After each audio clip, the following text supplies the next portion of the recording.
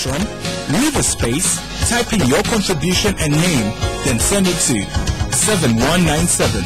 Your views, our interviews on Spectrum, Radio 1 FM 90. A very good evening indeed. You're tuned into Spectrum on Radio 1. I'm your host, Edmond.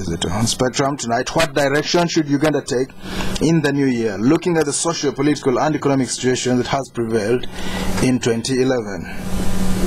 We're going to be looking at some of the salient issues this week. The general elections that came and went, and the elections, the period after that election.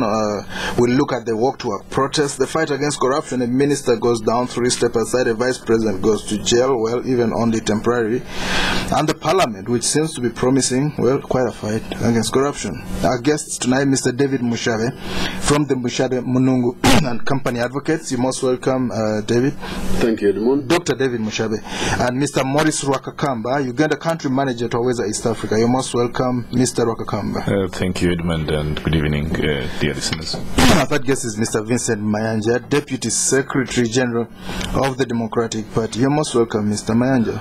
Thank you, Edmond, and good evening, listeners and viewers. Viewers, because we're also on the internet, you can watch a video of Spectrum off YouTube, or you can go to the website, Radio 1 FM 90, and click on Spectrum videos. Mr. Mayanja, we started with the campaigns in February, won by the NRM, 68%. The opposition says no, they don't go to court though, and decide to take the battle to the streets. Now they say 2012 is the year of change. What can we expect from you people in the opposition? First of all, we shall continue being proactive on the issues that are really very dear to the country. But more importantly, definitely, as you have stated, we still maintain that the results of the 2011 presidential elections were not legitimate, because they were marred with so many things that made it not really fair and free. But as an opposition party, we are going to keep on telling the government that we need reforms in the electoral laws. We shall continue telling them that we need to demilitarize politics. We shall continue telling them that we need to really reduce the economic part or the commercialization of politics in this country, because that is what has really killed this country. It has gone over and spilled over in the economy. It has spilled over in so many sectors. So we are going to continue telling them about this and try to refocus, help them refocus this country, because it needs refocusing. If we don't do that, then we are not going to move forward. Well, but you sound like someone from civil society, an NGO executive director, say, oh, we shall continue to appeal to them and so on. Of course, we shall the Democratic Party, for example, put its case across, and we shall fight for it. Plead with them, knocking on the door. No. Of course, they know that when we say that we shall push, they know what we mean. We shall organize a number of activities, and we are planning many this year, the coming year, and we hope that this time around the police, all those arms of government are going to be cooperative, because this is a registered political party, and we are going to carry out legitimate activities of the Democratic Party, and we don't expect them to react the way they have reacted in the past year, because it has really brought out the real ugly part of this government. Dr. Mushabe, talk to us about that. Do you think these people are doing the right thing? So they promised change in 2012. Do they have the strength to do that? Well,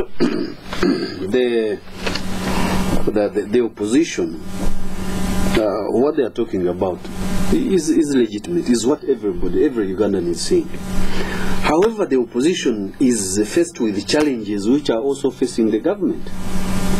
That we are looking at the government and we look for credible people who can hold the mantle high and move this country further. And we see scandals emerging from left, right, and center. Likewise, in opposition, you find that there are wrangles within, tribal, or either fighting about money sent by donors and all that. If they can clean their house, their message is good. By the way, I have had the opportunity to read most of the manifestos and the constitutions of these political parties. They are all good. Actually, if any government that found itself, any political party that found itself, in a state house, followed that manifesto and their constitution, would live in a very good country. But the challenge we have is that we are dealing with the children and grandchildren of Adam and Eve, who are also victims of sin. So the opposition cannot unite. One of the challenges is because of selfish agenda. Now, when you look at FDC, people are saying, now after Chizabesi steps aside, who should take over? Should it be somebody from the east, west, central? No, we have had too much of west.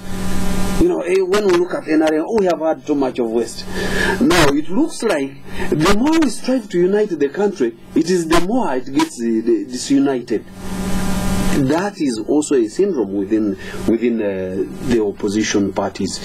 But going back to past elections, unless we have an independent electoral commission, election is just going to be an exercise just for the sake of it. I was talking to somebody who is highly placed within the electoral commission. I asked him, I said, what is your analysis of last election? He said, my brother, to tell you the truth, I don't know who's in control. What do you mean? He said he sees things going on at the electoral commission, but he doesn't know who's moving them. He doesn't know who's in control. He said, we are also confused, but we are part of the wheel. The wheel is turning. Yes. Now, when somebody from within tells you that he doesn't know who's in control, then you have every reason to worry. Let's get that very clearly. He's talking about internal controls. They don't know who signs vouchers, allowances, or are they talking about conducting the wheel, the machine of the election? Conducting the election. What happens? Chickens voting or what? Because because of course, as a bureaucrat, he was tight-lipped. He said, let me tell you, we don't know. During the elections, we don't know who's in control of the electoral process. Yes. Says a lot goes on that actually even the public doesn't know. Yes. That caused me to worry. The other issue is commercialization of politics. This one is not only a Ugandan problem, by the way. Even when you are looking at, when you are reading the events in America, and you understand how much Obama spent last time and how much he's now fundraising, and the opponents from the Republican Party are also fundraising. They are all talking about billions. Look at Russia. All these other countries, it is now money driving mankind. Money driving mankind. I don't know who can arrest the situation. We have this so-called separation of power, separation of church and state. But regrettably, the church which would check the government, is also driven by money. Oh, really? When you go to these churches on Sunday, they are talking about prosperity theology. Instead of going to heaven. Instead, we are not talking about, cleanse yourself. Well, there's a lot of gold in heaven. Go on. Yeah. So, unless we reduce, this other sickness or syndrome, the commercialization of politics, right. The rich shall continue to rule, not lead. Right. They shall continue to rule, the politics of this country. All right. Mr. Rwakakamba, yes. Talk to us specifically about the commercialization of politics. Do you think, the opposition chose not to go to court, do you think they would have had a case if they had gone to court, like it happened with Bukenya, the former vice president?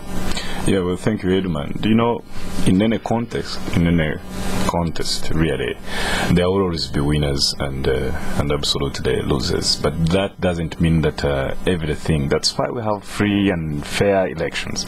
One is that I think the opposition should have gone to court if at all they felt that the election was illegitimate.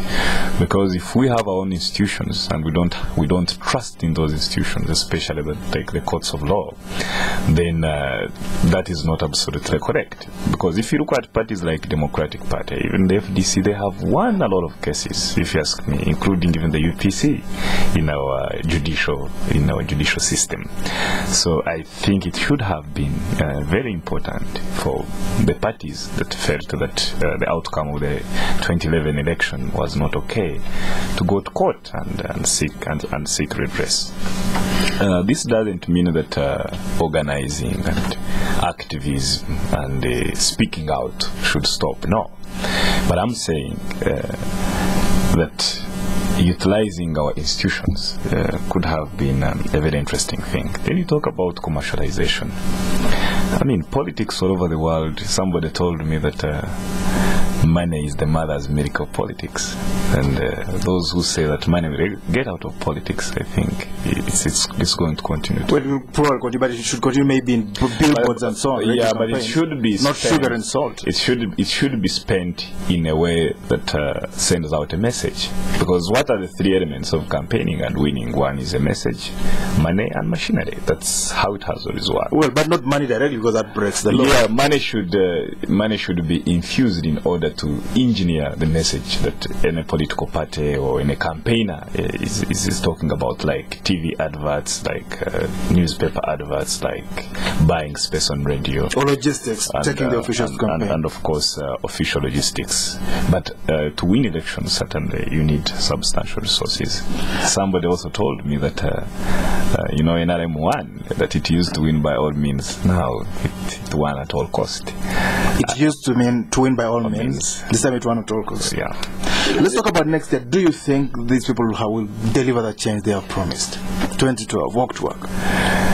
I mean, you see, I've always been a proponent of dialogue. That you need leaders must sit and talk. Leaders must debate issues. It shouldn't be about fighting on the street all the time. You're a pacifist. I mean, absolutely, because all over the world, well, you can talk about North Africa that brought in a lot of anxiety, where you had, regime change. But regime change is in itself not enough. There should be certain deep-seated grievances. There should be deep-seated issues around governance in this country that can only be resolved through talking, through discussions, through constitutional reforms, like what Mushabe said, the independence of the Electoral Commission, and all those issues. Right. So, change of government or change of a regime is not in itself victory. Now, Edmond, the question posed to Mr. Rwakakamba was whether the opposition should have sued, should have gone to Well, he court. said they lost a chance, really. Yeah, but he said that they should have gone there. Yes. Me, I hold a different position. What's your position? That they shouldn't have wasted time. Why? Because in the last two rulings Yes. of the Supreme Court, they said that although there were malpractices, They were not enough to they do not have substantially altered the results. Maybe this time the scale would have been tipped. I doubt. I think it was in their wisdom. They saw the trend was similar. So the question was, and I believe they might have consulted with their lawyers, would these malpractices have, in their absence, did these malpractices substantially affect the outcome? All right. So I think they were wise not to go to court. Let's move forward. Let's talk about corruption. The ninth Parliament, Vincent Mayanja, the ninth Parliament has come out very strongly. A minister has fallen by the wayside. 3 ministers have stepped aside. Well, some ministers who are denied a chance to be ministers, 5 of them, I believe, nominees. Do you think we have a strong Parliament that will wipe out corruption in the next 12 months, you think? Well, I think a great leader is not determined by the way he operates, but by the end of his tenure. We've seen some results. And, well, we have started seeing some results. This Parliament really putting down its foot on corruption things. And I want really to applaud them so far. Yes. And I hope they maintain that. But as I've said before, that I wouldn't be surprised if some of these fights end up being personal fights, because we saw recently when they really pushed on the issue of oil money and the oil deals. Yes. the entire parliament was talking with one voice, and later on we were told that they have been called Chankwanzi, and when they came back to parliament, they were a little bit soft. Some of them were really saying different things. We have seen what they have done this time. They are pushing for the, they are calling for the heads of Bumba and the Makubuya, but they have been called to Chankwanzi again on the 12th of January. We don't know what will happen, but I really maintain that the government, if they really want to help this country, they should allow separation of powers. Let Parliament remain Parliament, let the NRM remain NRM, let the Democratic Party remain the Democratic Party, and then we shall see these institutions growing and really performing the way we want them to perform.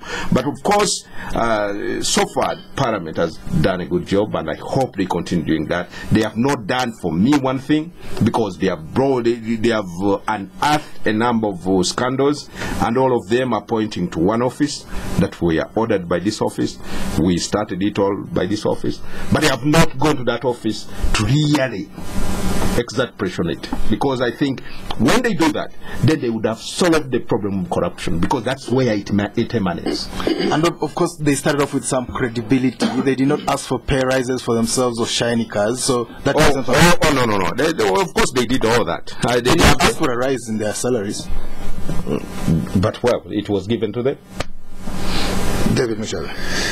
Yes, my brother there said, probably the litmus will be how they end. So that so far they are doing well, but how they end, that the member of parliament is judged by the way he ends. Sort of, in a way, hinging to Machiavellianism, but also, I also find Machiavelli as one of the most honest politicians ever, because for him, he said, if you want this, black people, play your game.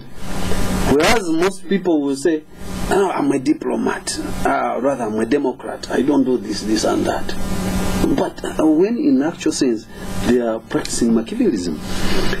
Now, minority steam, that's what I've been seeing in Parliament. Yes. We have a minority, a small group driving Parliament. It is the engine. Yes. And you can be sure that there are some architects behind the scene who are saying, how do we diffuse and suck the wind out of that minority? Yes. So my suspicion, and I'm a pessimist in this regard, is that they are going to be pacified sooner than later. There is going to be divide and conquer.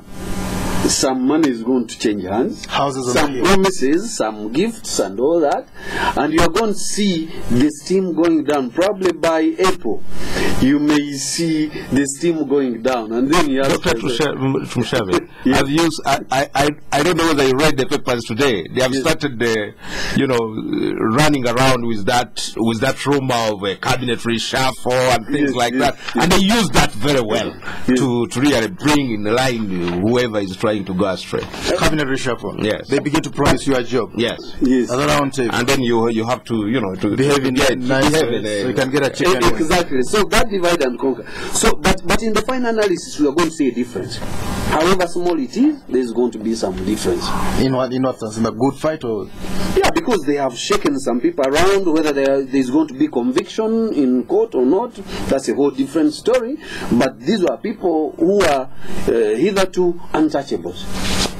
So the fact that at least you take them to court, they shake it off and just like that, that's a whole, at least there's some level of achievement, I can say. So you lay foundation, then you let others who follow you build on that foundation. I think there's going to be a difference, but I think it won't have much impact.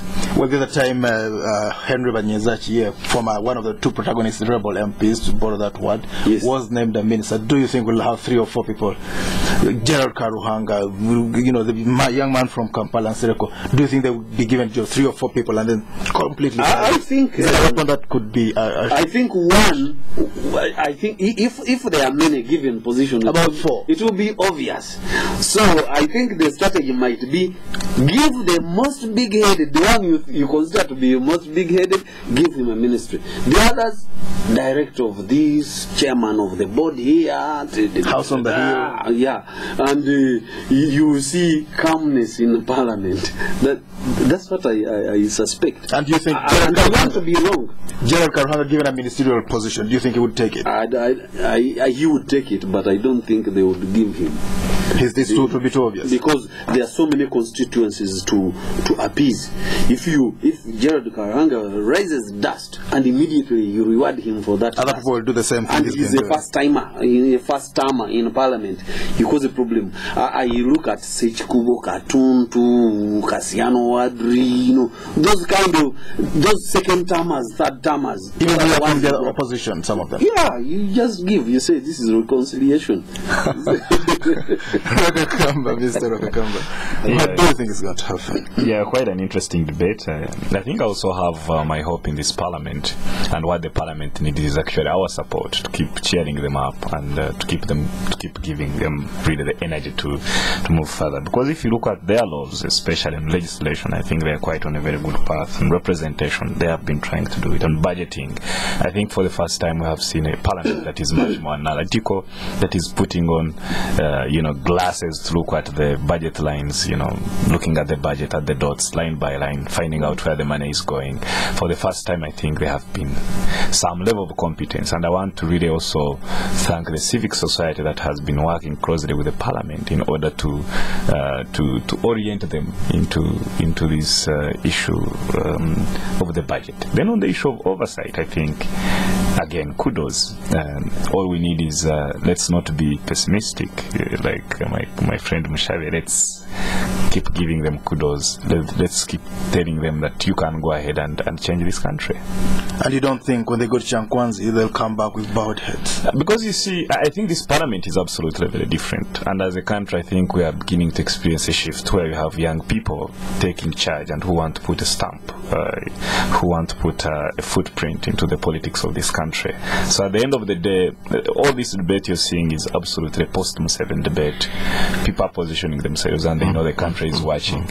And they always want to keep moving and positioning themselves as the next leader of this country. So Chankwanzi, whether Chankwanzi or not, you have young leaders who are willing to make a mark. Let's get that very clear. Post-Museveni leadership, explain that a little bit more. Yeah, I mean, if President Museveni stood again in 2016, I mean 2020 something, you don't expect Museveni again at the head of this country. Do you expect him to stand in 2016? Absolutely, yes. I do believe, from my analysis of politics and experience of politics in this country, I think he would still stand in 2016. But 2022 is not very far. 2020 is not far, and you see this positioning and young people who are trying to say, I think we can take it on. Well, if that happens in 2016, then that would be very, very, very, very turning point for this country. It is going to take us 40 years back, and it's going to be very dangerous. I would definitely appeal to President Museveni to start preparing an exit now. If he does not do that, then it is going to be very, very bad. We'll have to go for a break. Do stay tuned. This is Spectrum. We'll be back. Let the sunlight in. Good morning, sunshine of my life. You look happy today. I am. I came in here and I saw there was a whole pile of washing to do. But I thought you didn't like doing the washing. No, I love it. Anything else you need washed? Sunlight 2-in-1 with added fabric softener smells so good you want to use it again and again. Let the sunlight in. Sunlight 2-in-1. Sunlight clean, sunlight fresh. Sunlight in. Happiness is all around. Let the sunlight in. John, Mike and I, we go back a bit. We knew John at the beginning, working for someone else. But he was different. He had vision, saw opportunities.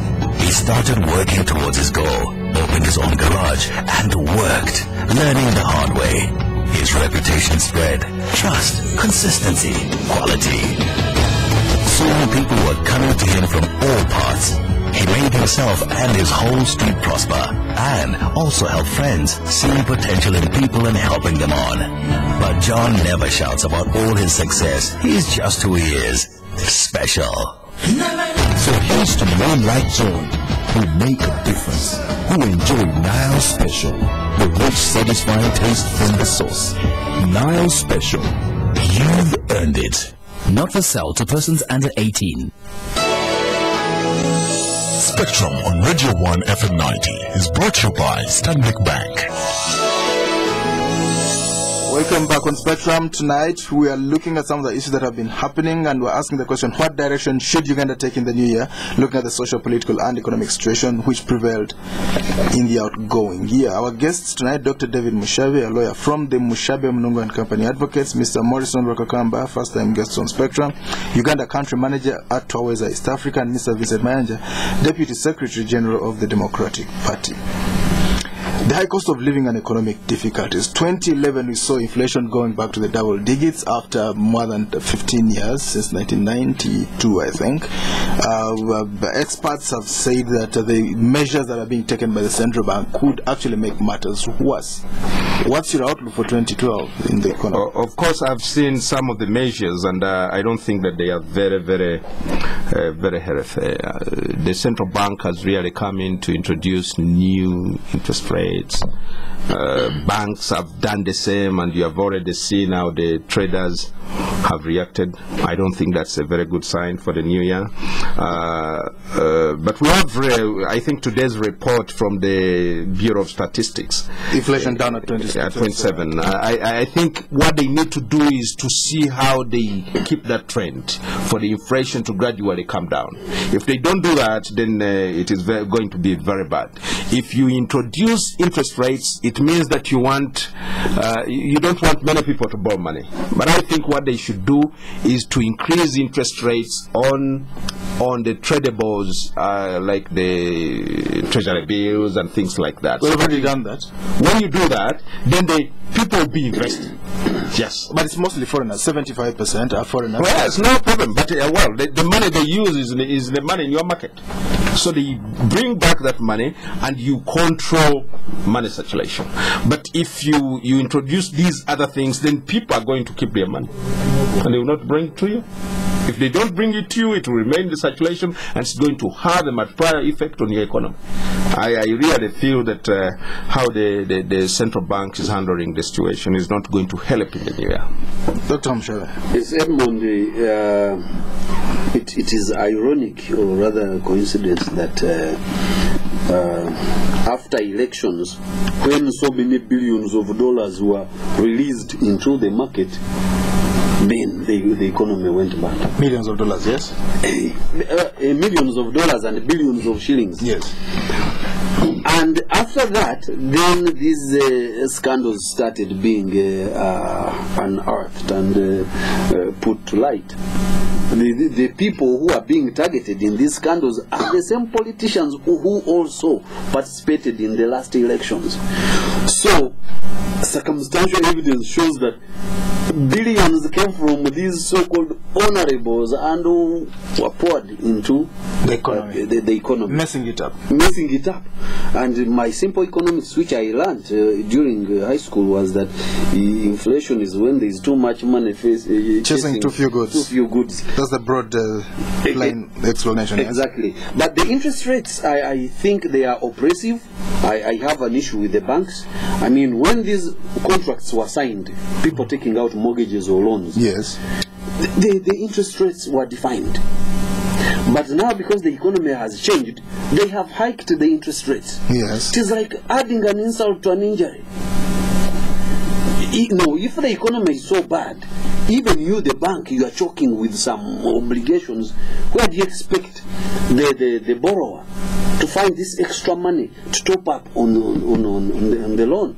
In fact, they are breaking the agreement. They are breaking the agreement. When you're taking a loan, normally they give you an option, either a fixed rate or a floating rate. Maybe they signed on that. They don't give you options. They give you a bulky thing, and some of them, they are fine prints. Small, the close print. Yeah, you can even look at them. It but is intentional. What you sign, yeah, it is even written in ink. Yeah. That a month I'm going to pay so much. And they give you the breakdown, how much you pay. Yes, they give you the breakdown. Yes. You change that, you are changing the agreement. And Mr. Mushabe, as a lawyer, Yes. I wanted to consult you guys. Yes. Can't we file a public interest case against these banks? You can. However, in most of those agreements, you find there a clause, print. discretionary clause, saying the bank reserves the right to vary the interest depending on the We the can changes challenge in the that. economy. We can challenge that. So that one can be challenged. So I think that one, even Kizito, I think might be the first one to take them to court, because I was watching TV last night and I saw Kizito threatening a lawsuit. However, this is a global problem. It is a global phenomenon. When you look at the problem in all these other Western economies, Greece, I think, crumbled completely. Then the European countries started sitting and looking for ways to redeem or salvage the Greek economy and other economies. I don't know whether it is because we are a global village or because we have also committed some sins here at home. Whatever the case may be, the responsibility still goes to our politicians to find solutions to this problem. Now, I have seen Edmond, you mentioned the budget, that the budget should be, sensitive and more realistic and targeting sectors. When you read Uganda's budgets, actually, I think since independence, they have all been progressively better than the previous one. Yes. The problem is not with policy formulation; it is with policy implementation. They write a good budget, but then you find somebody who says the government owes me billions, and that money, which might have been earmarked for something else, goes to pay some other VIPs. The money is diverted here and there. For instance, that is one of the cases. There are others. I mean, when you hear these scandals of the bicycle, that was money from the budget. When you hear the money from this company, which was given, was it $60 million, $14 million? The one on they gave them a mining concession, and then they took it away. Then they gave them money. I want to tell you, whoever was in that deal should really pay. That's how money is being diverted. The budget is good on its face. But actually, when they read the budget almost every year, when they read the budget, it's a good budget. We all clap. It's a good budget. But the challenge which the Minister of Finance has and others is the implementation. Mr. Rwakakamba. Yes. Let's talk about the economy next year. We had, some of the root causes. There was a drought, the Middle East crisis, which shot up oil prices, campaign money, the Eurozone crisis, the global credit crunch. Do you think we're going to see a better 2012? And are we pressing the right buttons? Yeah, I actually proposed earlier this year that Uganda should seek a stimulus package. And I suggested that we could hedge our oil resources and then secure a stimulus package. First of all, make sure that our reserves in Bank of Uganda can last for the 5 months, such that our economy can be bankable. Then we can deploy money into productive sectors of the economy, especially agriculture. If I've just been moving to Western Uganda, if you look at the banana plantations, it's absolutely unbelievable. You have the willets that are moving from coffee, moving to bananas. So the very existential enterprises of households are absolutely under threat. And really, for me, I do agree with you that 2012, you need this strategic targeting where you look at flagship sectors like agriculture, where you deploy a lot of resources. Then as a country, I think we must stop administrative engineering, where you have 300 and plus members of parliament, you have over 70 ministers, and all that. That really must stop. And government talked about austerity measures, but if you look at where do we spend money? For example, tourism would be very interesting for this country. I remember that there was that good news that it's a very good destination, but if we don't have logistics, if we don't have infrastructure in place, there is no way we're going to harness resources from tourism. We gave tourism about 2 billion shillings. That 2 billion shillings cannot even cannot market Uganda at Heathrow. That's less than $1 million. Yeah, tiny. Yeah, very tiny for 2 months. But if you look at public administration expenditure, over 25%. So that focus on consumptive and administrative engineering as opposed exposed to productive sectors of the economy. Much as Mushabe says the budget looks good, I absolutely say it doesn't look good if you look at where we are spending the money. Energy, you have a crisis in this country. If you we'll don't talk about that shortly. But I mean, you propose an interesting thing: getting money. Greece got 100%, slightly over 100% of its GDP. When you talk about hedging our oil and getting a rescue package, nobody's going to give us money. B rating, the credit rating agencies, no one is going to give Uganda any money at that level. Yeah, because it's just that we have not been bankable, because we had problems with our treasury, especially with the purchases and all the expenditures that we did. So nobody would give you money. But if we hedge, you see, we have these oil resources that are already accounted for, that are already looked for. So you hedge. When you hedge, it's like but political risk. Museveni has been in power 25 years. Politically, very, very risky, volatile. It is something that can be negotiated, especially with our economic managers. The president is an economic but the manager. politics overrides the economy. I mean, you need a balance. This is why we talked about a national conversation. From my opening remarks, I said we need to discuss, we need to debate, we need to see an opposition. We have a Deputy Secretary General here, sitting with the Secretary General of the NLIM, of the FDC, and having a honest conversation about this country. It shouldn't be about bickering every day. It shouldn't be about fighting every day. But having a honest conversation and striking deals that are about a country, that are not just about political parties. Very interesting words we're hearing from you, Mr. Rwakakamba. Mr. Mayanja, Kizito says Umeme's contract should be terminated. If it's not done by January the 9th, they are going to ask everyone to stop paying bills to electricity. With the riots overpower in Nkrumah Road, it cuts across sectors. Went to school, never went to school. They would all come to the streets. What are we going to see? Of course, it is about the way we plan our economy. Why would we really miss some electricity to some producers? Would we?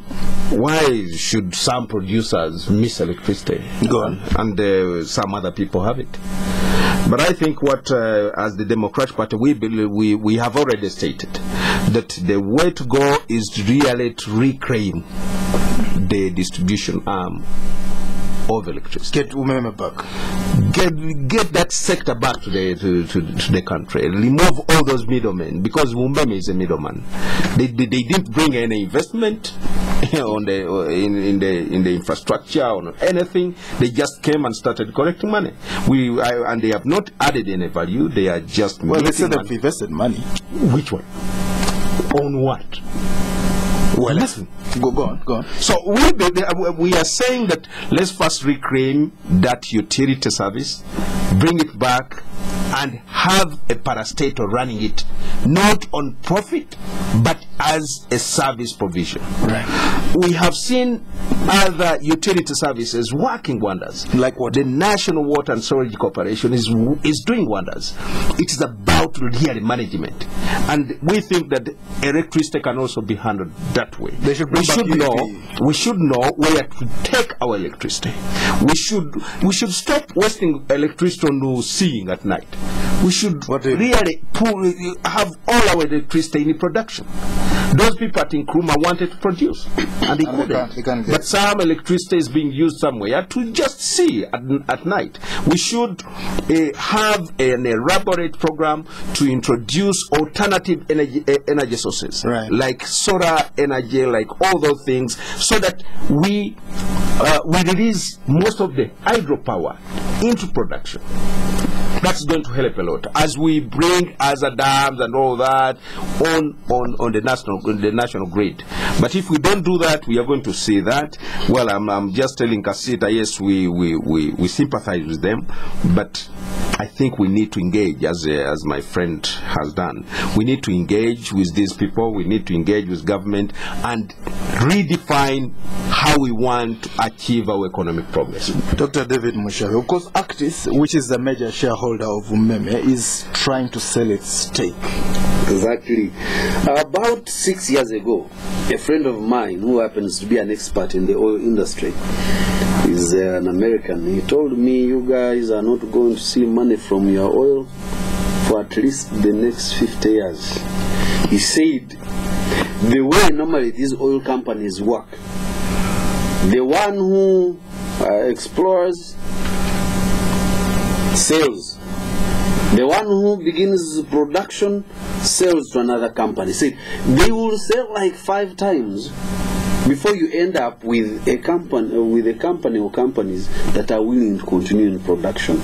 But every time they sell for a higher price. And when they sell for a higher price, it means this new investor must first recoup his investment. Yes. Before you, the country, you Ugandans, get something out of it. Something.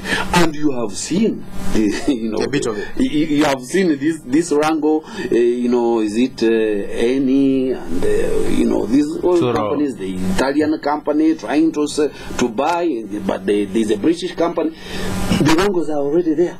Right. The game of selling, I saw it unfolding. I said, wow, this man knew what he was talking about. Okay.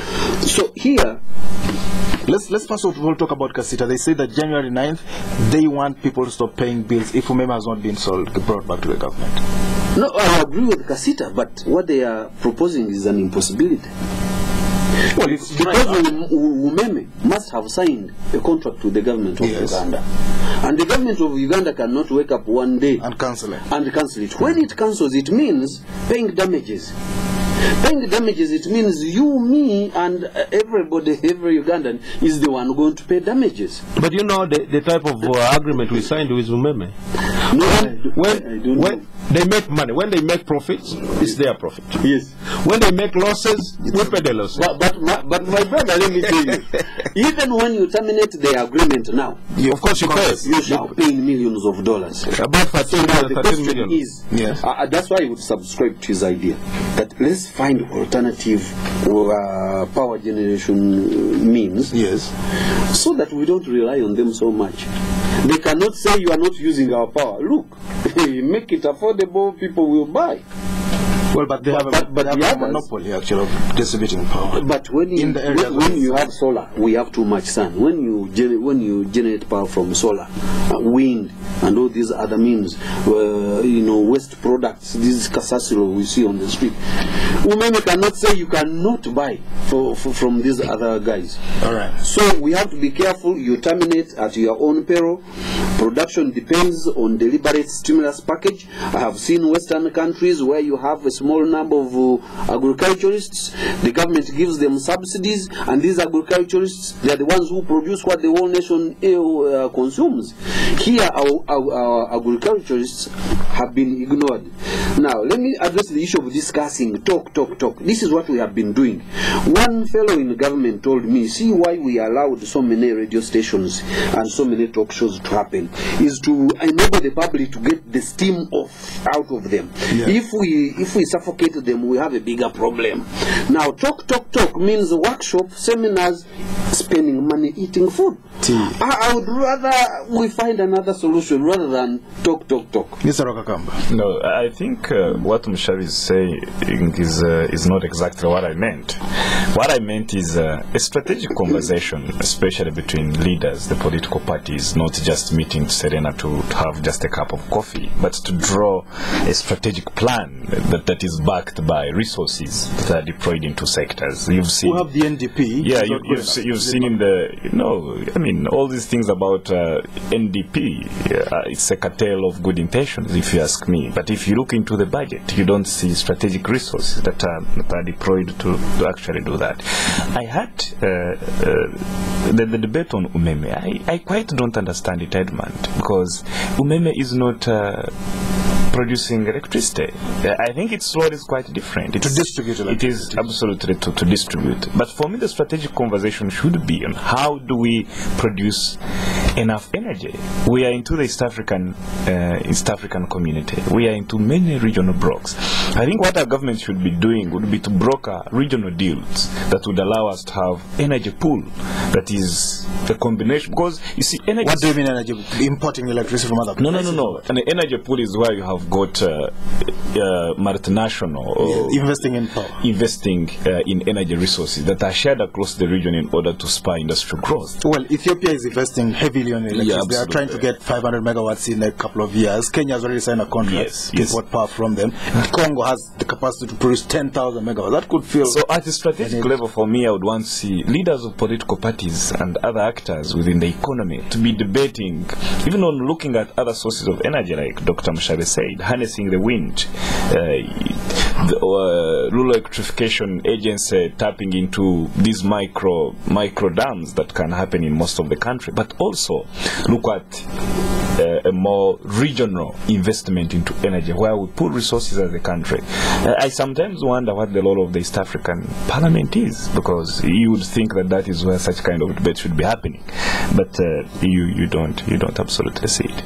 Let's talk about oil. Do you have a lot of hope in our oil money, like you mentioned earlier? You say we should, give it as a security, securitize, get a loan against that oil. Yeah, and for me that would be that would avert this international jada that Dr. Mushabe was talking about, where heritage, sales to aid. Well, but that's normal. It is normal, but you see, for us as a country, it also benefit from this oil. You see, it will take us long to even see this drop. By the time we see the first drop of oil, a lot of people, a lot of countries would have made a lot of money from it. What's wrong with that? They're already making that a lot of money. So for us as a country, we need to just move beyond capital gains tax. We need to say, we have also these resources. Let's hedge and start developing our country, because the resource is there. You don't wait to get the oil money after getting the first drop from the soil. Well, but it's only 2 years away. That's not too far. I mean, who tells you 2 years away? It's still quite difficult. You think it's going to take I think it is still quite difficult. So Mr. Mayanja seems to have more optimism around the oil. No, I don't know. I would be like really deploying. How do they call that animal? Hyena? No. It is called. We don't want to talk about hyenas tonight. No. But it is like, okay, if you want to take an hyena in the market to buy meat, then you are going to lose it. Because I've lost confidence in the managers, and I don't want to believe that we are going to get what we are required to get out of this oil sector. It would be good if we could benefit if really those who are managing this oil sector were open, and they really wanted to do this for the good of the country. But what we see, we have already seen it in Parliament. I think what we need to do is, I had supported the idea of Parliament that let's first analyze all these agreements we have with these companies before we start even going into this. Because if we don't do that, we are going to be losers. Well, but our rating for investors is going to go down. They'll say we're not good men.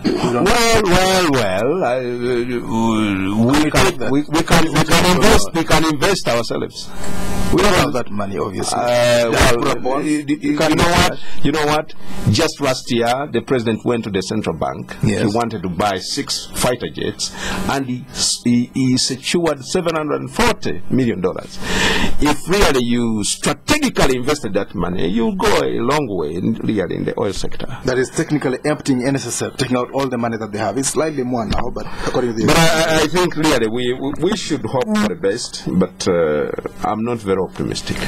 No, but I think maybe to just add on what he said, I think Uganda as a government, we need to open up more. We need to be more transparent. There is an initiative called Open Government that was launched in the United States with the leadership of Obama and the president of Brazil. And you have Kenya and Tanzania signing up to Open Government to be more transparent, to be more open. Kenya signed up very quickly. And Uganda had very good intentions about joining, but along the way, somehow Uganda pulled out. So I think we need to re-emphasize yet again It's about the will. that in 2012 Uganda joins the Open Government, such that all the indexes and the open data is available for the citizens in order to investigate what's the Mr. Mushabe, that's a cure for all our ills. No more money stolen because we're on the open government. No, it is another type of romance, political romance. Go on. Where there is no will among those, from those who are going to implement that, it will remain on the books. And there won't be any implementation. If there is no implementation, it will be business as usual. So what we need to emphasize more is at least to push our government to have the will. I think what is eating this country to the bone marrow is corruption, really.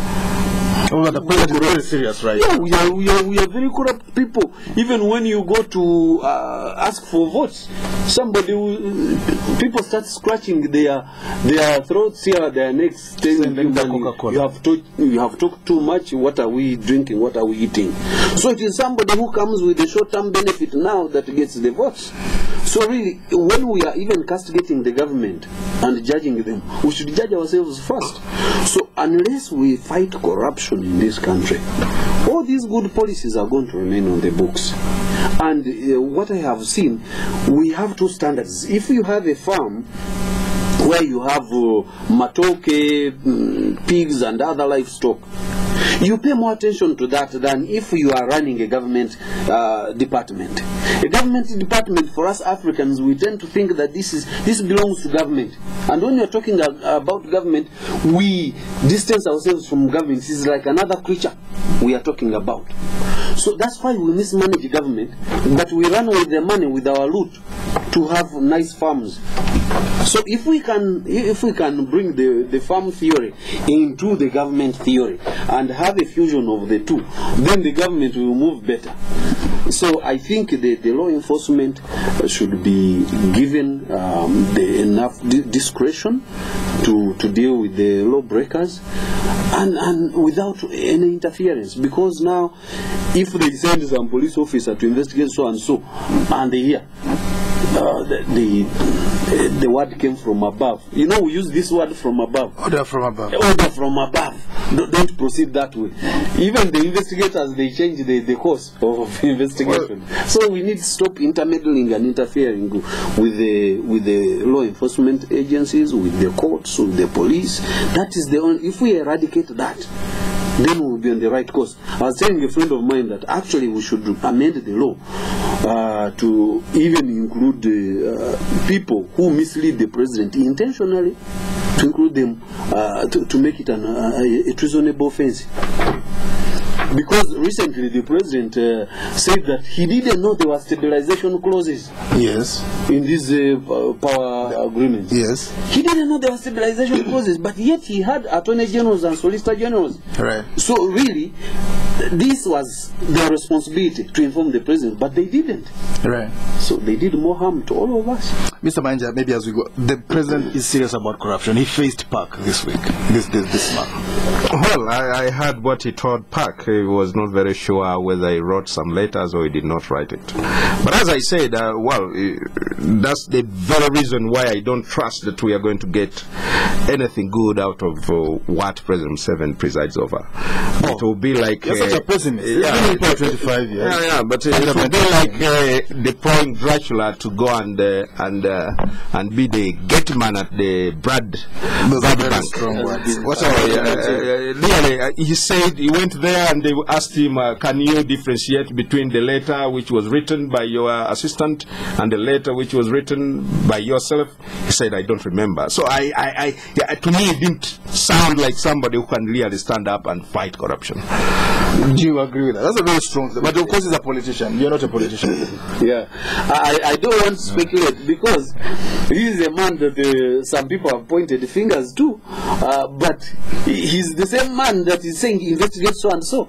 So really, which is which? Life is a contradiction. I don't know which is which. We have to end Dr. David Mushabe with those words, ending this year. Thank you very much. He comes from the Mushabe, Munungu and Company Advocates. Thank you for coming to Spectrum and winding up this year for us. Mr. Morrison Rwakakamba was another guest, Uganda country manager TWAWEZA.